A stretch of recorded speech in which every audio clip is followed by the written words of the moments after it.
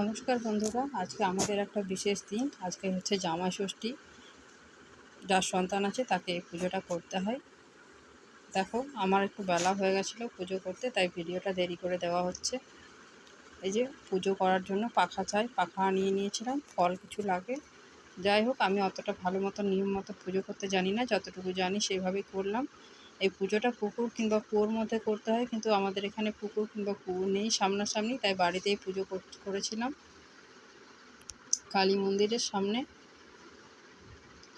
2 বছর মেয়ে কাছে ছিল না, এবছর মেয়েও কাছে আছে, তাই একটু ভালো লাগলো, আনন্দভাবে পুজোটা করলাম। কোনো পুজোতেই যদি সন্তানরা কাছে থাকে তাহলে মাদের মনটা খুবই ভালো থাকে, কিন্তু যদি না থাকে, কিন্তু পুজো তো করতে হয় মনটা ভালো না থাকলেও। যাই হোক, এবছর আমার মেয়ে কাছে ছিল, তাই পুজো করে মনটা খুব ভালো লাগছিল।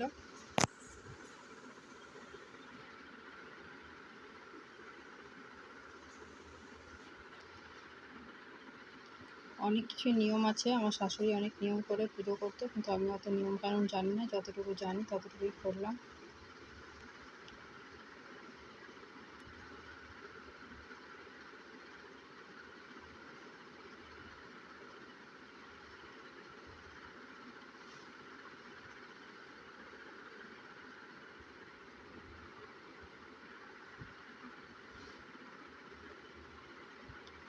আজকে সন্তানদের নতুন জামা কাপড় দিতে হয়।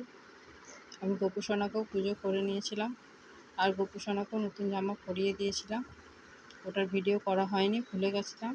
আর মেয়েকে এই দেখো পাখার হাওয়া করে দিচ্ছি, গোপুসোনাকেও পাখার হাওয়া করে দিয়েছিলাম, তারপর ওকে নতুন জামা দিয়েছিলাম। ভিডিওটা রোদ্রের মধ্যে করছিলাম, তাই ঠিক মতো বুঝতে পারিনি, দেখো না ভিডিওটা খুব একটা ভালো হয়নি।